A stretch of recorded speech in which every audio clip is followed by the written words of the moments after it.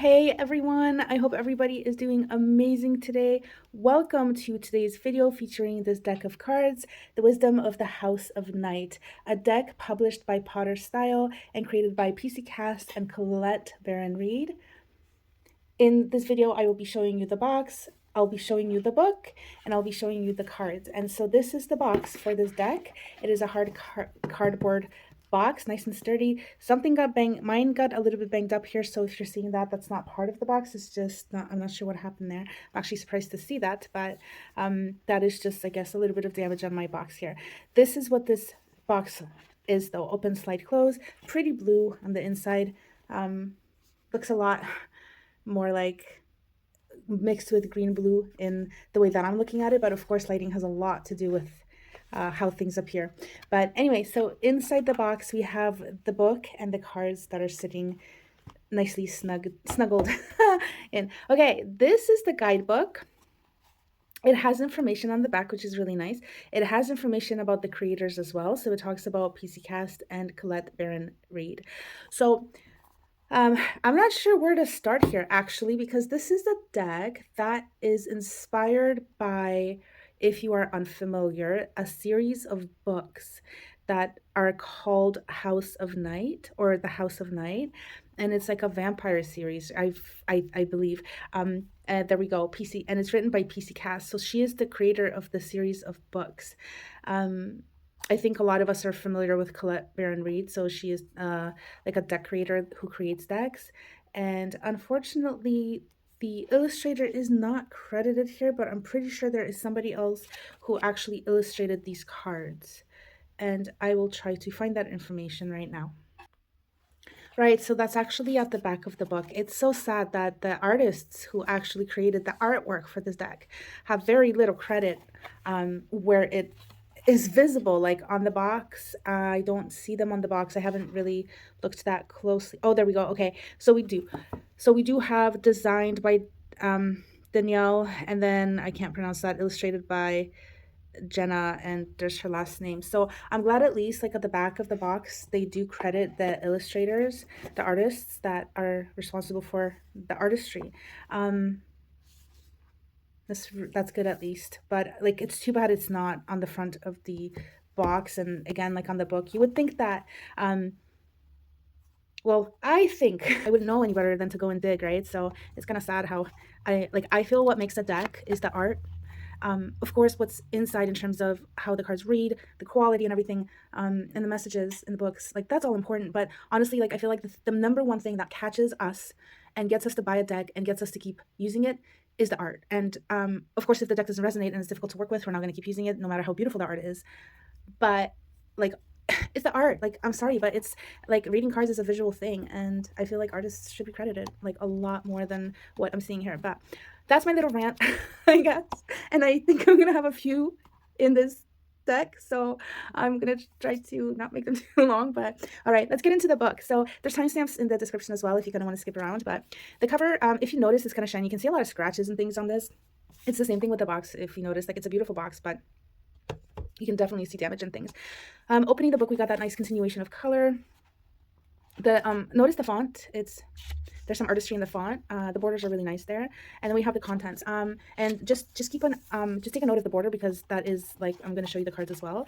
We have the contents. So there's the story of the Oracle of Nyx, the purpose of the cards, how to use the cards, how to ask a question, and examples and sample readings. And then we have the cards, and that is the contents. And then so then it goes into what it said is going into. And then at the end of the book, after the card meanings, there's basically a page at the back with copyright information, and that is it. So what I like about this book is that it doesn't waste paper that much on like things that probably most people don't read. It just really literally gets straight to the point of things. It has 127 pages. I'm not sure why that page number says 10. That's interesting. Maybe that was supposed to be somewhere else, but isn't. But anyways, okay. So I want to talk about this for a little bit. So I started reading the introduction of this, like the Oracle of the Nyx, or the Oracle of Nyx, which is night. And it's a nice little story. Like, actually, I'm going to open this, and feel free to read this if you want to, like pause it. I didn't actually finish reading it though, because I was like hoping it would kind of explain this deck, because it is connected to a series of books, like a story about vampires, you know, as far as I know. And so this is just another piece of fiction, and it's kind of talking about how the deck came into being, but it's how the deck came into being to the characters of the book, which is really neat if you know the story. But if you don't know the story, if you've not read, like me, the books, I'm still at a loss of like, um, is this channeled? Who came up with this? Like, how did they collaborate on this and stuff like that? Like, it really doesn't really, as far as I know, go into that. Like I said, I didn't read the whole thing, but it's just basically like I kind of skipped. I read most of it, and I read the beginning and some of the middle, and I read the ending. So just wanted to say that. So that's a bit like, kind of like, I wish there was more information on that, because I wish I could give you more information on that, and I can't. So anyway, after that bit, we have the purpose of the cards. So it talks about that, which is just basically like, it's an oracle deck. It talks about basically what an oracle deck is, how to use the cards, and then how to ask questions, which is cool. I appreciate that. And then you have sample questions. So I really like how they took the time to do that, and just assume that whoever's buying this deck is like very new to doing card readings and oracle readings, and so they go through the kind of basics. They also have sample readings, which is really cool. So you can, if you're new to reading, or if you're just going to want to see how they compare your own to what's in the book, that's really cool. So you get a like a spread, and then a sample of how the creator, I'm assuming it would be Colette, interpreted the cards and how she would read them. So I mean, just always remember, it's such a personal, like, we're all different at reading cards, right? So hopefully it says that in the book, like, you don't have to have exactly the same kind of approach to interpreting, but I haven't read that part, so I don't know. But I do appreciate that it's there as a comparison, like, that I find like sometimes that can be really helpful when you're learning to read. And that is basically that. So that is the intro of the book, and then it goes into the cards. So these are the cards in the book. There is a border around each page. We get a grayscale picture of the card. We get the name on top of the card, which is also right there on the card itself. And then there's a message. So it's a little message, and then we have more like a description of the card and what it means. So that is pretty much how this book is laid out. I like that I like how what they did actually. I like that they put the name, because it's not very super easy to see it right on the card, but it's really easy to see it here. So I really appreciate that. I do want to say I appreciate the numbers as well, and these cards seem to be in alphabetical order. So that is awesome. They seem to be very easy to find in this book, and that is always appreciated. Actually, they are not in alphabetical order. So let's see. The Fledgling, the Warrior, that's definitely out of alphabetical order. Vision, Chaos. Okay, so, but they are numbered. So that's really good that they're numbered. And then, like, you can just, I guess, look for your cards through number. I don't understand why this is not in alphabetical order. And I have another deck that I want to review, like, it's an animal one. And I'll get to that deck as well. It's an oracle deck. It's gorgeous. But that one's not in alphabetical order. And I'm just like, why? I don't understand. But anyway, I might never understand that. But at least these ones are numbered. So thank you, creators, for at least numbering them. Okay, let me show you an example of the cards in the book. So we're going to go with the Fledgling. Pretty sure I pronounced that correctly, I hope. Card number 1. So there we go. Okay, so this is the size of the card. I'm just having a hard time keeping it opened. If you can see, we have the name of the card is very easy to see. Also notice there's a border just around, like there is in the book, and there is one around the card as well. And this is why I pointed out that border, because we have literally that, okay, in the book. I don't know what more to really say about, like, show you card and book and stuff. We'll kind of maybe go and give examples of meanings of the cards, like how they're written out. But I kind of want to talk about the cards for a little bit right now, and then we'll come back to this. So I want to show you, since we have the cards out, this is the card. This is the back. They're very shiny. The lamination, just like the book, and the box, very shiny. I feel like it feels cheap, to be honest. To me, it feels cheap. It's like, I don't know what it is. Like, why would you highly laminate your card? I don't really know, like, what the purpose of it would be. Like, maybe some people might just, like, really enjoy it, I guess, but I feel like it just bounces off, and it's like you can see, like, I'm gonna stop blinding you. I will try to, maybe let me turn that light over. Okay, so hopefully that's gonna be better. But yeah, I just feel like when you have they're a lot better, like, in person than over the camera, but I don't know, they feel kind of funny. They feel kind of cheap. The paper of these is very cheap. I'm not particularly fond of the back. I don't want to, like, the art is beautiful. I want to say, okay, this is what, again, got me to buy the deck. It is the art. I haven't read the series, like I said. I don't know anything about the story, but the art caught my eye, and I was like, you know what, I'm going to buy this deck. But I feel like the back is just so, I don't know, maybe it has something to do, like, with this series. I'm not really sure if that is something that is incorporated into the cards. But it's just like, it's just underwhelming, I think. And I know that some people will probably love this, actually. So, yeah. Interestingly, I guess you can reverse these as well, but I don't think there's reversals in the book, but we'll see. The sides and are actually gilded, so that's really nice, in silver. And oh yeah, that's it. It's kind of odd because like I feel like the silver really works with the color schemes of this deck, because the deck is just kind of like really dark. It's colorful but dark. But it's like the gold. I think that's what it is. It's like the black and the gold. It's just all over the place. Like I wouldn't really put and I guess it's yellow, but I wouldn't really put those together. Like I feel like this should have been maybe silver or something, and that would have made more sense. And especially because we have the moon. So that's an interesting choice. Yeah. And the more I look at this deck, I don't know. I like this right there. I feel like that's easy to read, and I like the pop of blue, and the writing is really nice, so that's good. I guess for me, because I like that aspect of it. Also, notice that the cards are square. They're pretty sharp.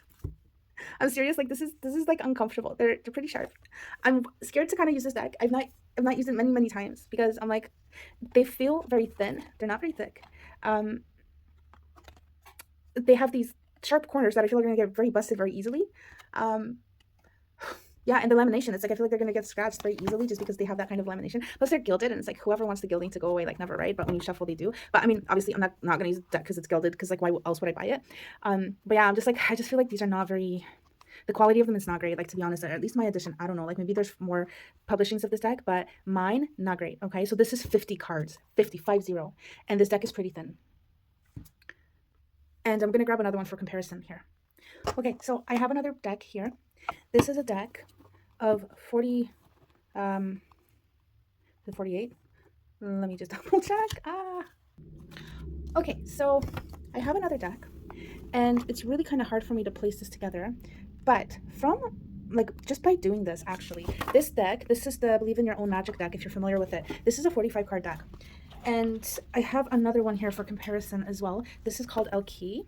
I hope I'm pronouncing that right. It's French. And this deck is, I believe, a 44 card deck. So if you notice, there's not a huge difference. Like 50 cards, 44. So they're not actually that bad. But why do they feel so thin and cheap? I don't know. It's weird. I don't know what it is. Maybe it's the lamination or something. But they honestly feel a lot thinner than I think they are. And it's also, I think, the corners that are really messing me up as well. Like, yeah. So I don't know, guys. This is I don't really know what else to say. Like, I will be doing a flip through of them to show you, and I'm just kind of thinking as I'm talking here what else I can cover in terms of like the cards. And like I don't know, I feel like I've been saying a lot of bad things about this deck, and I don't want it to come off like I hate it, because I actually like it. There's just some things I feel like this deck has problems. Like, why would you, I just don't understand. Like, why do we have these corners and they're sharp? Yeah, the deck feels weird in my hand. Too much lamination. I can't even like record properly. All right, so I'm going to show you a flip through of these now, and I just want to finish my ranting by saying that I think like these cards actually, they're really nice. Like there's something that really draws me to these. I feel like the biggest issue here are the corners, to be honest. And I feel like probably if it wasn't for the corners, the lamination wouldn't bother me so much. But the corners are sharp, and I don't really feel this deck is very comfortable to work with, because they're always like poking me when I'm handling it, and it doesn't feel good. They've never like given me a paper cut or anything, but it's just really uncomfortable. So I don't, yeah, I don't really like it. I considered like just cutting them off, but I don't have a cutter that will do like perfectly rounded corners for me, so I haven't done that. Also, I just want to mention the borders. Sometimes I really love them, and sometimes I really hate them. So sometimes I feel like they just make the deck really cheap, and other times I feel like I'm just kind of like being invited to look into a different world. So I guess it also has something to do with how I'm feeling and the mood I'm in. But yeah, in terms of quality of the cards, that is also kind of an issue for me, because I feel like they're cheap. They feel kind of like plastic, and that is, I think, what I wanted to use. So maybe the word I wanted to use. So maybe it's not so much the lamination that bothers me. I think it's cardstock and lamination. And I don't know, but they just feel kind of like what a knockoff deck I would imagine would feel like. I don't know what a knockoff deck feels like, because as far as I know, I don't have any. But they just feel cheap to me, and I don't know. I don't know why that is. It's I can't really explain it, I guess. But yeah, I think that's it for the kind of like things I don't really like about it, or some, like differences that we don't typically see in other decks. In terms of the good stuff, it's an Oracle deck, so that's great. Like I said, I really enjoy the keywords that they're numbered. The art is really beautiful. I want to say if also if you would like to see these in a flip through, there's no talking. The flip through is in 4K. Check out the description here for links. I also have that recorded in vertical orientation, so if you're on a cell phone, check that one out.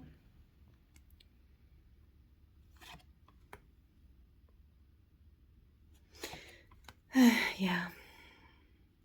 And I have used this before, and I like the messages. I like the keywords on these cards. I feel like they are relevant to human life, I guess, and things that we go through.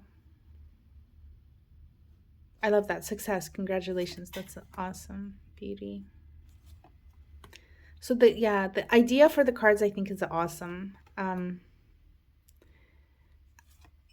Just biggest issue I think is the corners. I love the art though. It's so beautiful. It's so cool. I love that choices. Like that is really neat.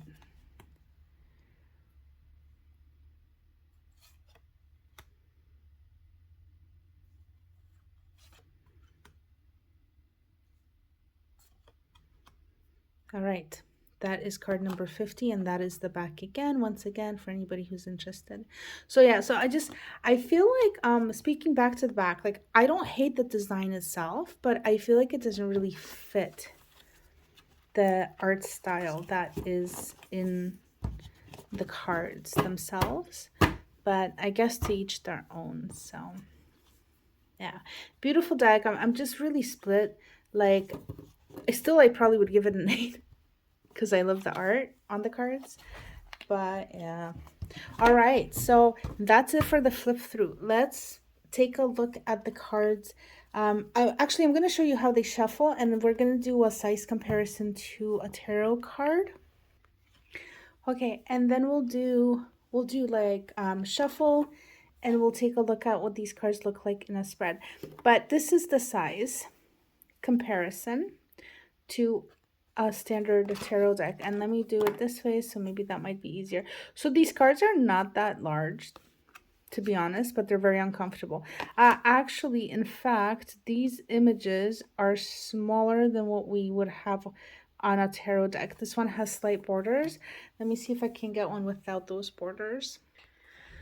It seems like all I have are cards with borders. I don't know, but there. Here's another one. But hopefully that gives you an idea anyways of the size of these. Here is one. This is from Believe in Your Own Magic. This is, if you're familiar with this size card, that's kind of how they compare.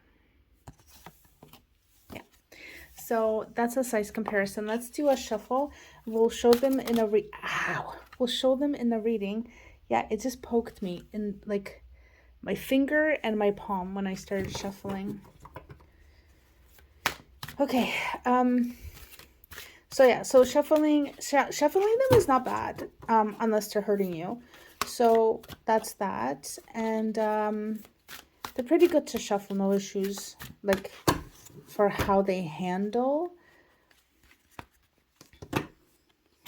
I wonder, maybe they forgot. Like maybe these cards come rounded with rounded corners and I just got a faulty deck. I wonder, maybe.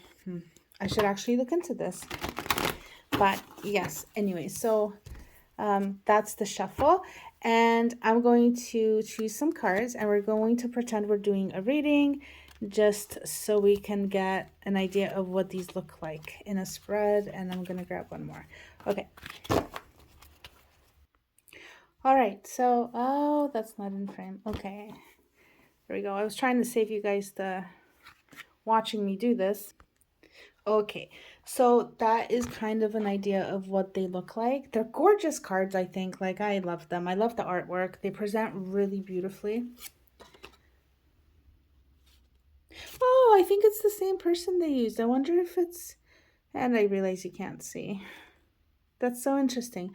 I didn't know that the faces were repeated.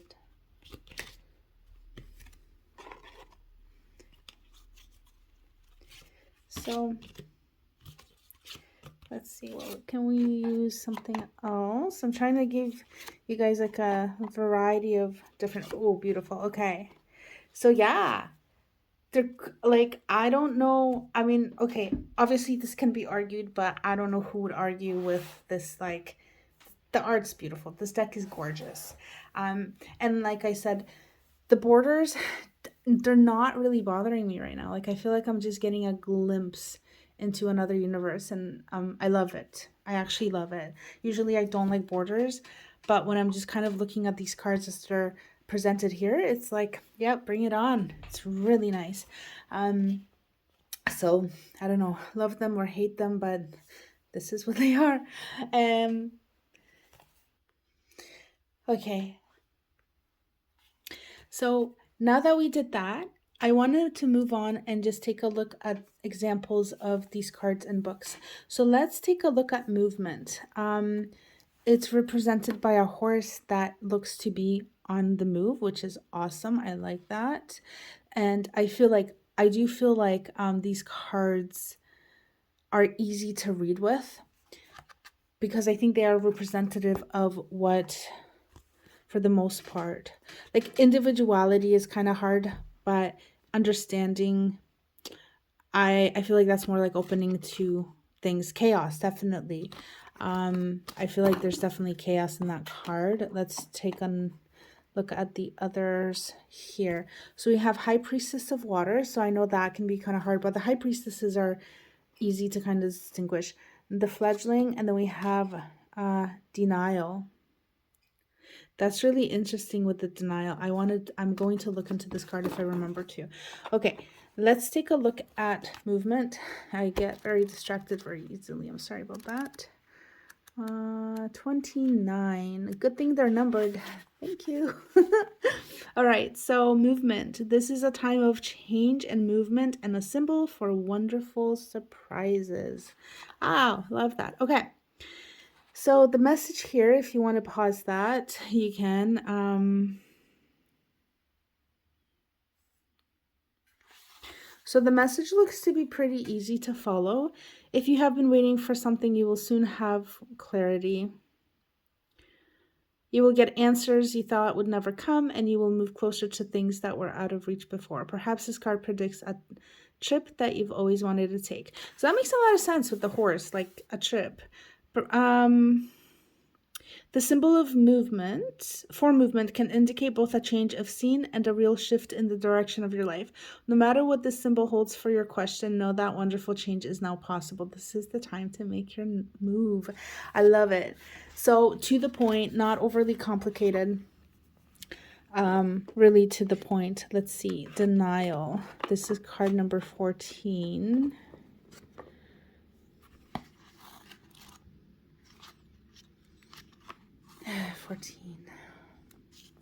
So our little message is, not everything is in reach, my child. Sometimes I must create distance between what you want and when or how you are meant to receive it. That's a reference to what's in the intro. And that is a reference to the goddess of night, because the goddess of night apparently is the one that that has channeled this deck to who? One moment here. Okay, so it's to this person here, and then her daughter, I believe it was. So, but it's all fiction, right? But that's what that's in reference to. And then the message for denial is, consider the wait for your highest good. You are not meant to achieve what you want right now. Keep the faith, for if you wait and show patience, I will reveal some wondrous things later. This is a gentle warning not to get caught up in your desires to reach your goals too soon. You may choose your sour fruit that only looks ripe and juicy. In this case, I alone know when the time is right. Patience, my child. So denial. So I feel like this card should be really like called patience. I don't know why they called it denial, or like maybe not the right time or something like that. I feel like that would be kind of hard to, I guess if you memorize it, then it's not so obvious, I think, like that message. I'm going to take a look at rigid right there for this card. Rigid. It's, is there a stone wall that stands between you and others? Could that wall be inside you? Oh, I like that. Now is the time to become more flexible and to drop your rigid expectations of yourself and especially of others. Don't be afraid to drop your guard a little too. If you are willing to let others in, you will see benefit in these connections. Another meaning here is that you recognize the wall that others may have put up. Don't take it personally if they won't let you in. This is their way of coping and it has little to do with you. That is so true. Okay, so let's see if there's anything else. Self-worth, I feel like should be pretty self-explanatory, so I don't want to go into that one. Chaos, understanding. Okay, I think that's it. Let's see what I can pull from the deck and if it's something I'm like, feel like might be interesting. Obedience. Let's look at obedience. So we'll take a look at this card. This will be the last one that I will look at in the book. And that is number 48. So far, I'm really liking it. Like, what's the messages? I appreciate that they're not so long and complicated. And I feel like this is a deck that would be easy to use with like readings like tarot or something, or just oracle readings, but not doing like super in-depth, no, doing an in-depth reading, but when cards have like 3 pages to their meaning, it's like really kind of hard to look at more than one card. They're a lot more deeper usually, whereas these are, I think, a lot better for using like within spreads as additional information, is I guess what I should say, which is awesome. I feel like that's a great addition to a deck collection actually, and it can be really helpful for readings. But anyways, I got off topic again. So let's take a look at this card. This is obedience. There are rules for everything. The sun rises and the moon sets, and they dance together in perfect steps.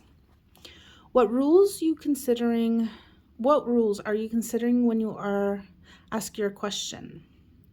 You will be sorry if you are going to break a rule that is in place to protect you and others. Even though you may not like authority right now, this is the time to obey what has already been set in motion. This is the time to learn the lay of the land and to follow the customs that keep things in order. Learn the steps of the dance before you attempt to change them to suit you. That's pretty strong. I'm glad I actually did this, because it's a pretty strong message in the book. So I feel like it's not all like soft and like all love and goodness and stuff. It actually has a little bit of like a harsher tone to it, and I think sometimes that can be really important. Kind of like a firm no. And it doesn't really surprise me, because like the dark feel of this deck is pretty I think fitting in terms of the keywords and themes and stuff, and the artistry as well. So yeah, so glad I did that one. There were a couple of things I wanted to say. One is I just wish that when they had like several meanings for the cards, like we had with card number 30, I think it was, when there's like a second meaning to this, it would be nice if they kind of highlighted that or put a space in between and been like meaning number 1, meaning number 2. So it's a lot easier to find when you're learning. And also notice no reversals. So these cards can be like reversed. I think they're just mirror images top and bottom, but there's no reversal meanings in this book as far as I have been able to tell so far, using them and then also doing the video here today. So that is going to be about it, guys. Let me show you I'm just gonna give you like a couple of cards just so you can see, because I like doing this to kind of show you what this might look like with a different deck if you're doing readings. And I feel like this is not doing these cards any justice. Okay. So let's say you're just kind of checking out. Let me see. I'm going to take this away. Okay. And then let's maybe bring some tarot in here. I'm sorry, my space is like really tight. So I wish I could fit a lot more, but this is kind of what I have to work with. So, okay, let's do maybe this. Okay, there we go. So let's say you have some tarot as well. And I'll kind of fix that so you can see that better.